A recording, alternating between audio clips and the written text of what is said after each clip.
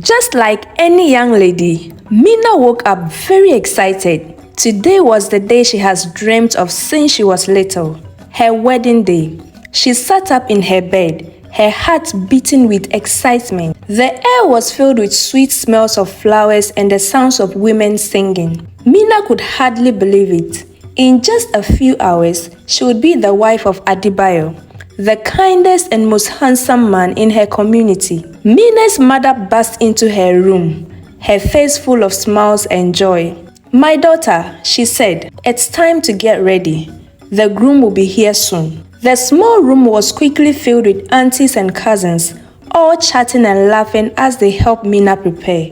They rubbed sweet-smelling oils on her skin and dressed her in a beautiful gown of deep blue, decorated with tiny shells. "You look like a queen," her best friend Ada said, as she fixed a string of beads in Mina's hair. Outside, the village was alive with excitement. Children ran back and forth. The men were setting up benches under the big baobab tree where the ceremony would take place. The air was thick with the aroma of jollof and grilled meat. As the sun climbed higher in the sky, the sounds of drum began to fill the air. "He is coming!" someone shouted, and Mina's heart skipped a bit. She looked out of the window and saw Adebayo, tall and proud, walking towards her house. He was surrounded by his friends. All of them were dancing and singing. Adebayo's smile was as bright as the sun, and when his eyes met Mina's, she felt like the luckiest girl in the world. The ceremony was beautiful, and Mina and Adebayo stood under the big baobab tree, holding hands and looking into each other's eyes as the village elder blessed their union.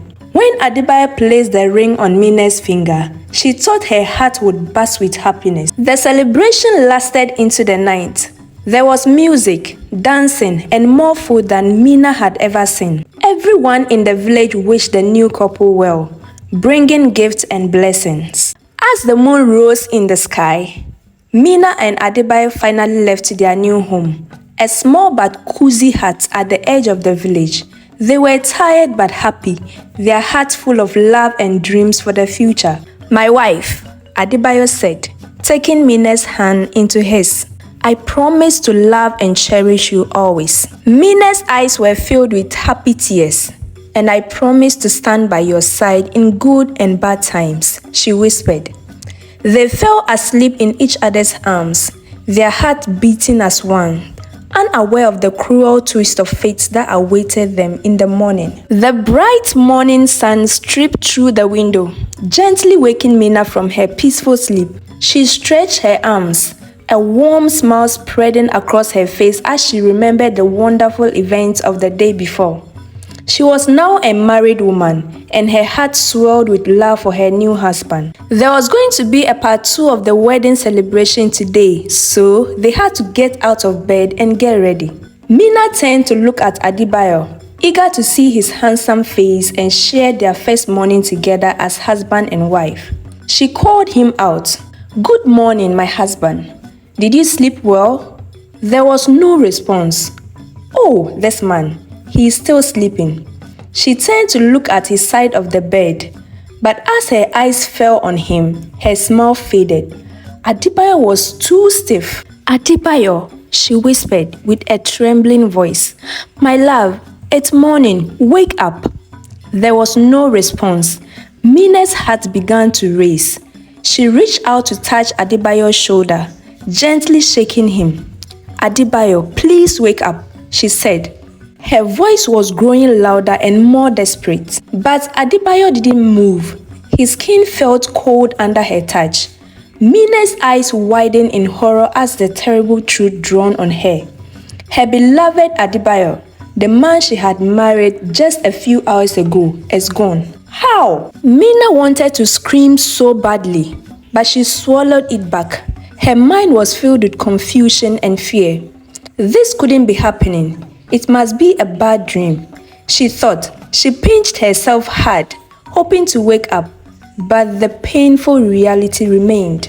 Tears streamed down Mina's face as she held Adebayo's lifeless body in her arms. "Please, don't leave me," she said. "We were supposed to have a life together. This can't be real. At this point, Mina could hear the sound of the village coming to life outside. People were gathering, either to continue the wedding celebration. She could hear laughter and the sounds of pots as women prepared food for the day's celebration. Mina's mind raced. What would she do? If she told everyone what had happened, would they believe her? Would they think she had something to do with the death of her husband? She thought, and this made her very sad. She gently laid Adebayo back on bed. Her hands were shaking. She had to think. She needed time to understand what had happened before facing the village. With a heavy heart, Mina made a difficult decision. She would keep Adebayo's death a secret, at least for now, while trying to find a solution to see if he wakes up. She wiped her tears, took a deep breath, and straightened her clothes. She had to appear normal, even though her world had just fallen apart. She walked to the door of her hut and paused for a moment to compose herself. When she stepped outside, she was greeted by the smiling faces of family and friends. "Good morning, new wife," they called out cheerfully. "Where is your husband?" Mina forced a smile, her heart breaking with every word. "Adebayo is still sleeping," she lied. "We had a long night of celebration. Please let him rest a little longer." The women laughed and winked, thinking they understood. Of course, they said. Young love needs its privacy. As the villagers continued their preparation, Mina's mind was in confusion.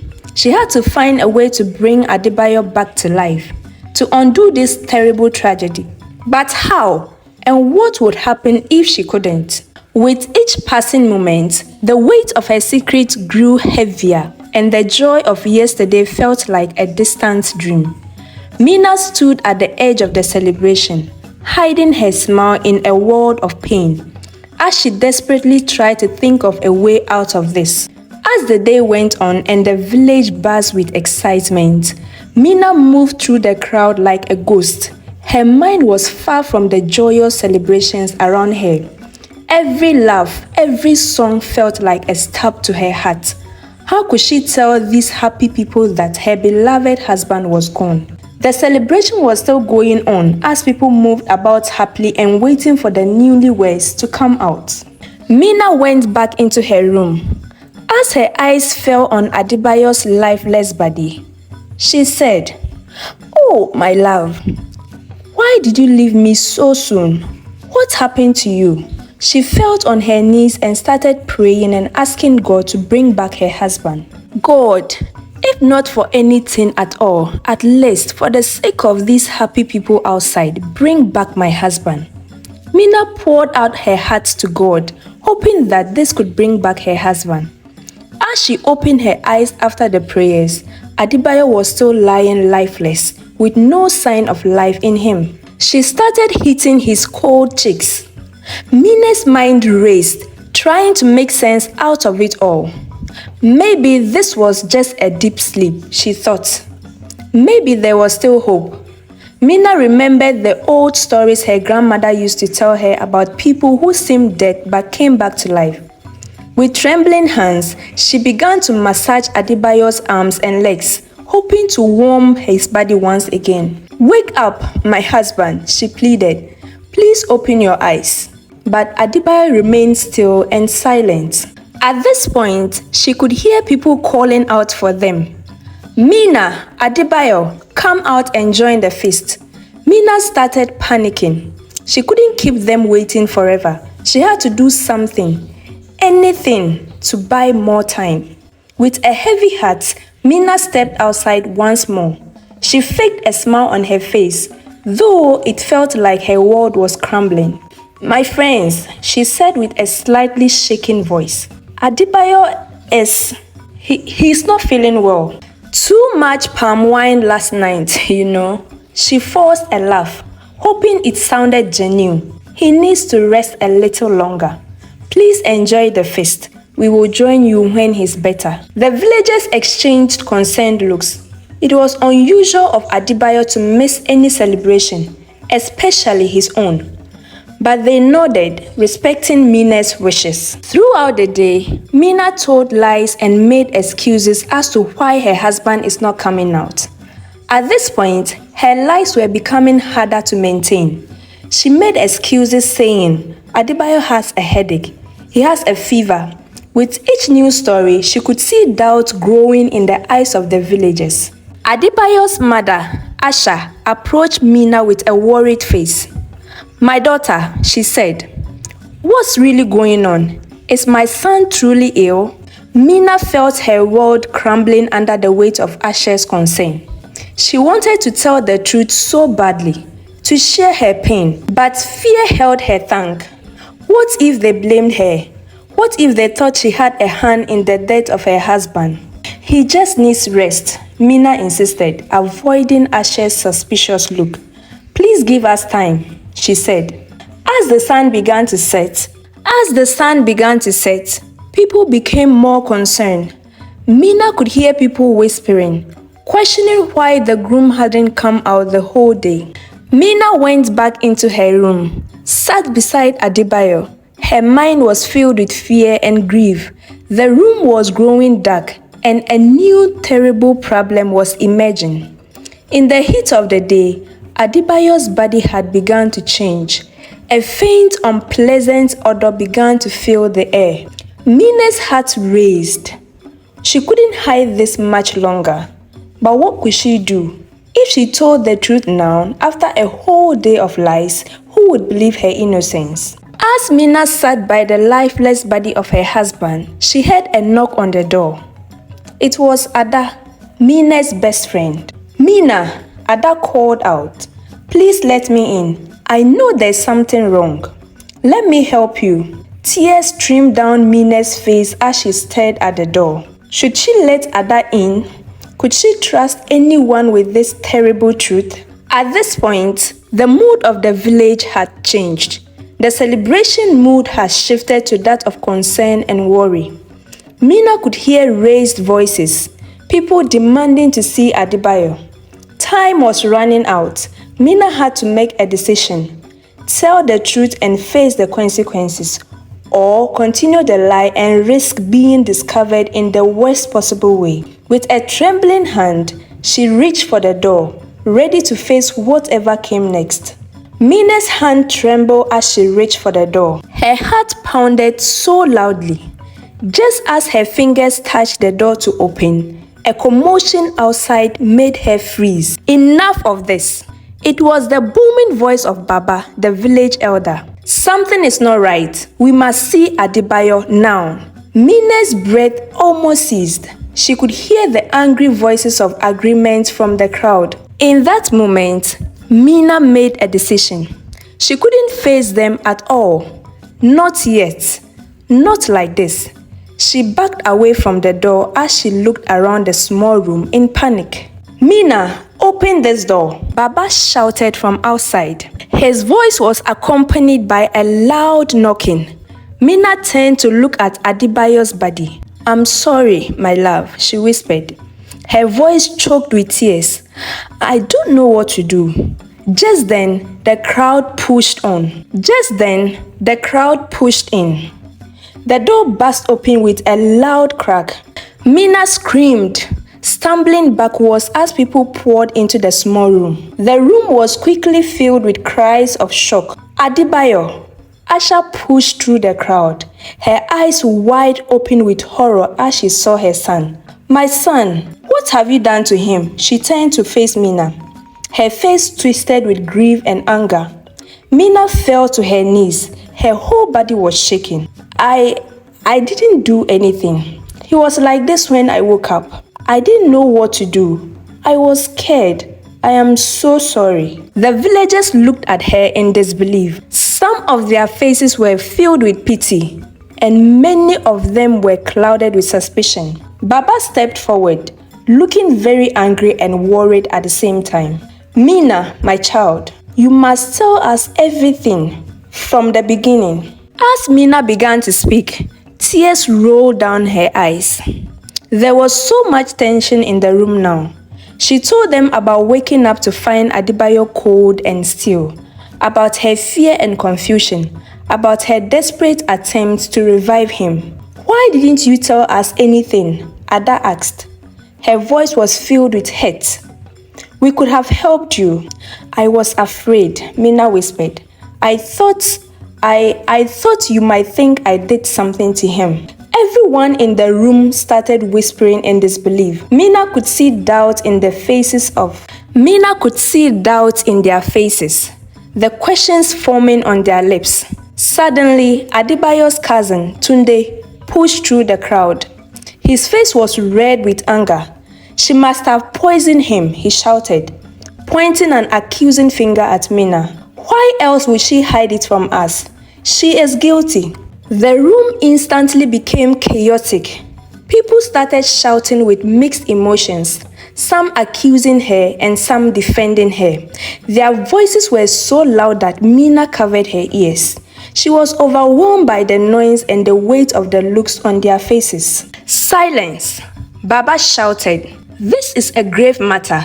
We cannot make judgment in haste. Mina will be brought before the village council tomorrow. Until then, she would be kept under our watch." Two strong men stepped forward to carry Mina. She didn't resist as they firmly took her arms.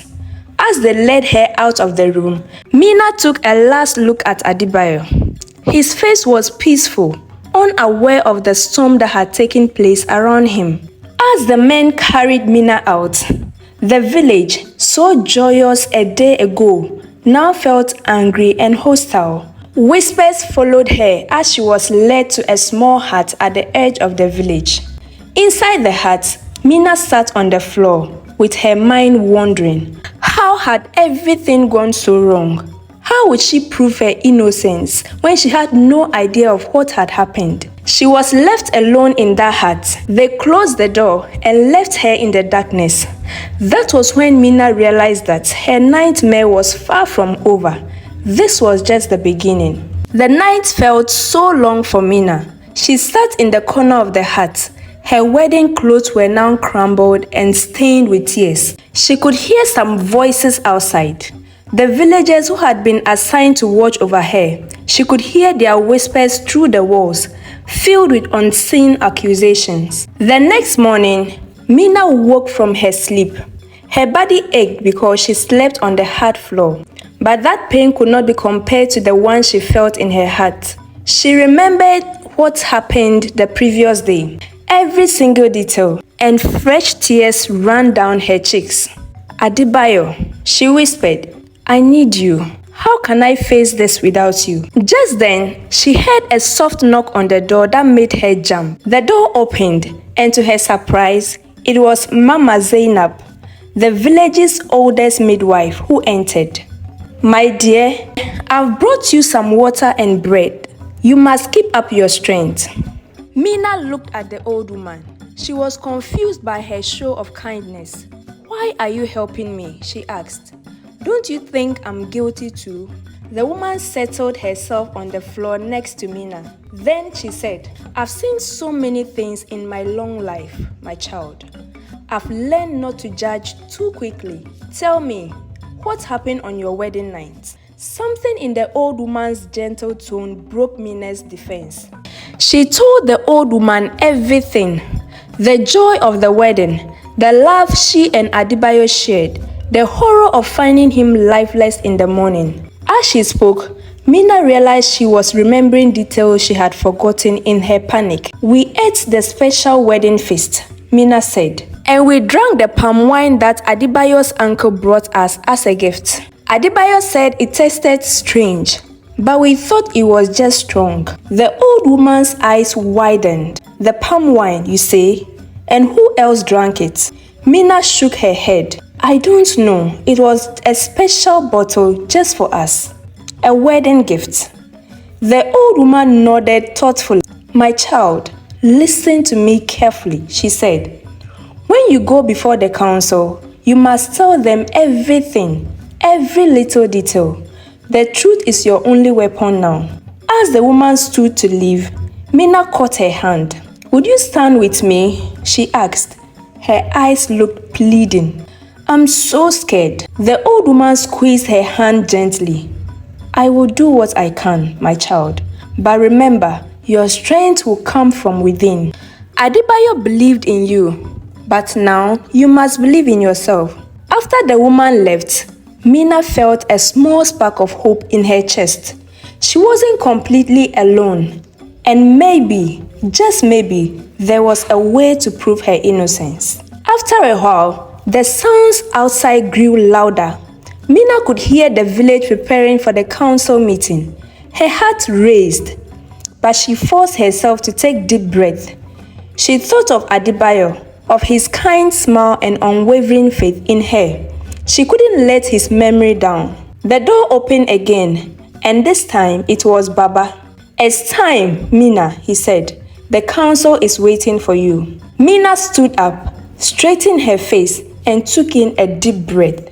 As she stepped out into the bright sunlight, she saw what seemed like the entire village gathered in a large circle. In the center, the village elders sat on low stools with serious faces.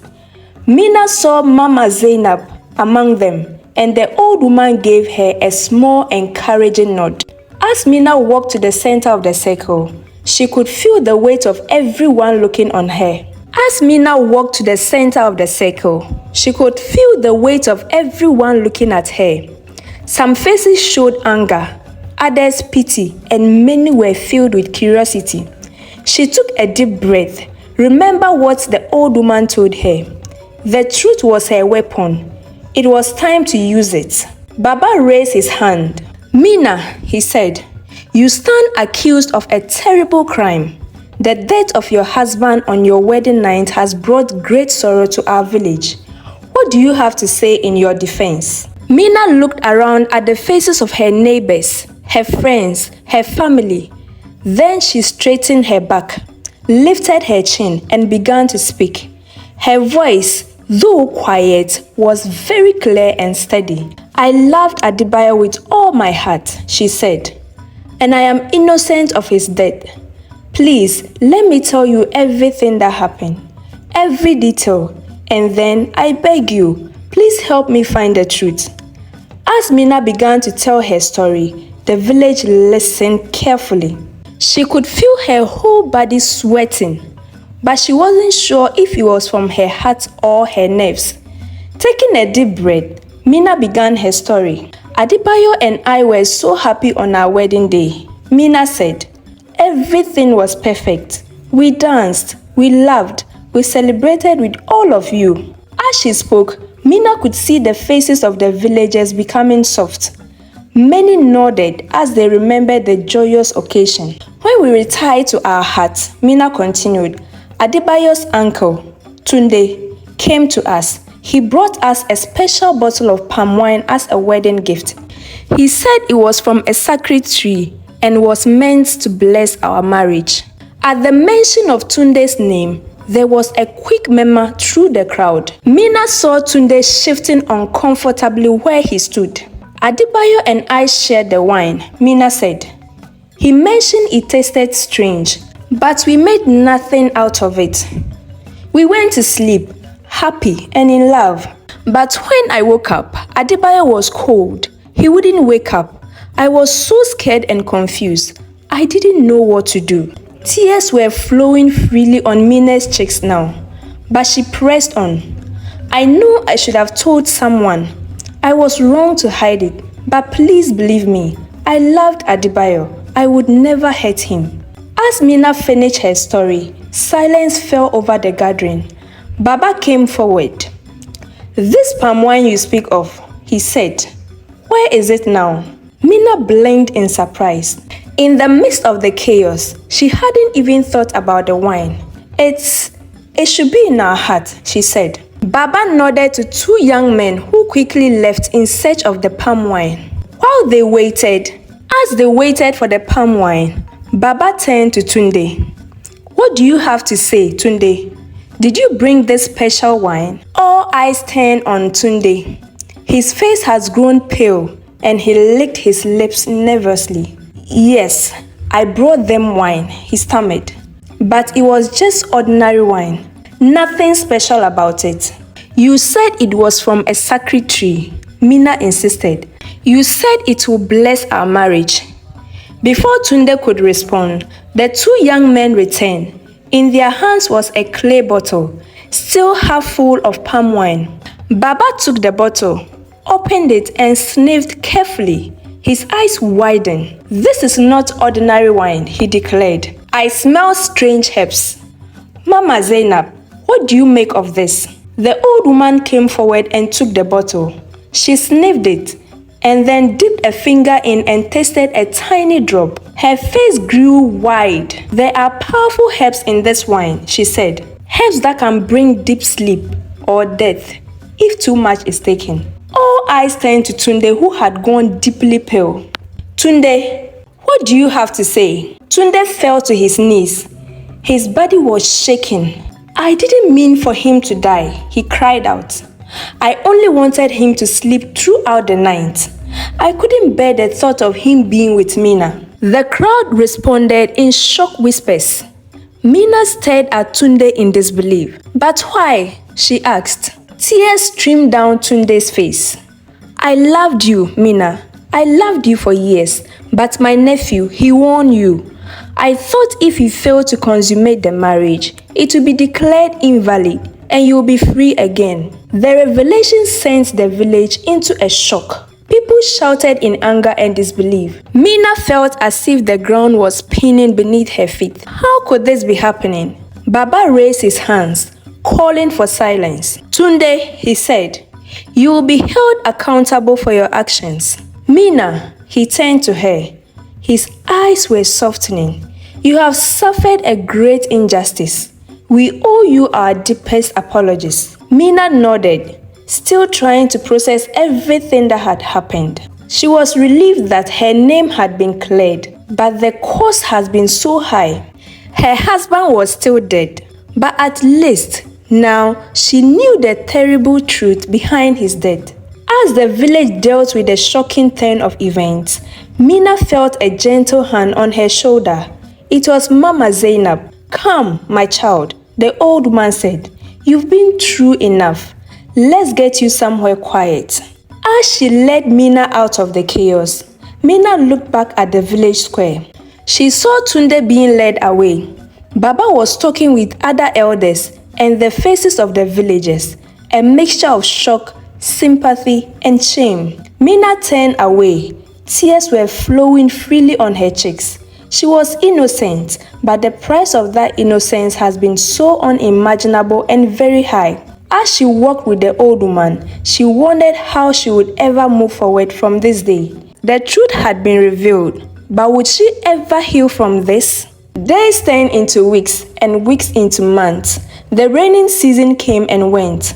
But as for Mina, it seemed like the time was still at a standstill. She lived in grief, barely leaving the small hut where Mama Zainab had taken her to. The village has been kind in their own way. They brought her food, whispered words of comfort, and left her to her sorrow. But Mina was no longer the joyful bride, nor the suspected murderer.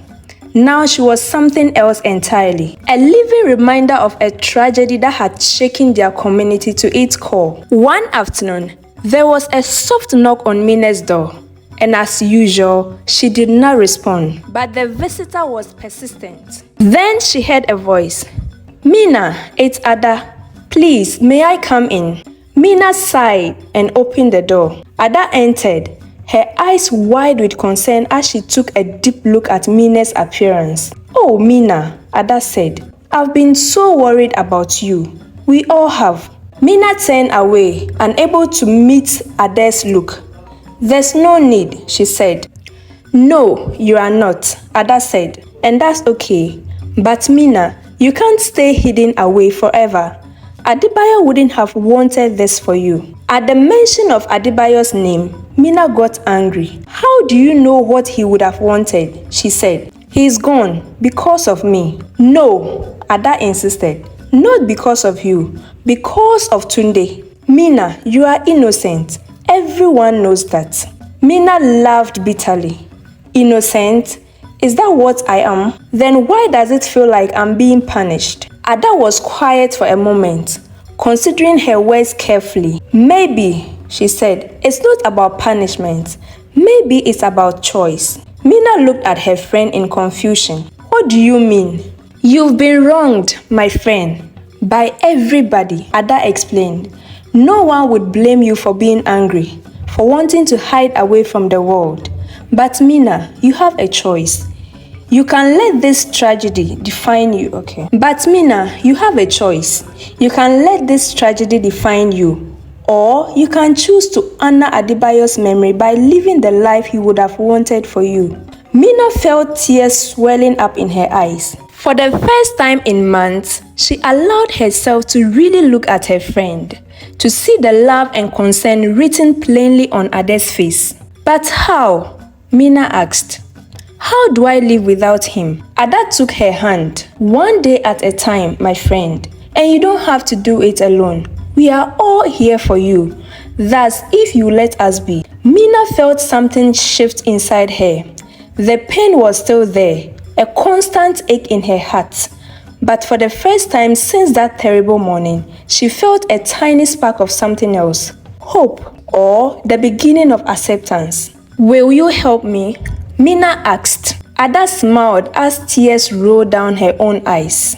"Always, I promise. We'll face this together." As darkness fell over the village, the two friends sat together in the small hut, sharing their grief and their strength. And though Mina couldn't see it yet, this moment marked the first step on her long journey. A journey of healing and forgiveness, and discovering the beauty of life, even in the face of unimaginable loss. I hope you enjoyed this story. If you did, please do well to like, share, and leave us a comment. Also, don't forget to subscribe to our channel and turn on your notification bell for more captivating stories like this.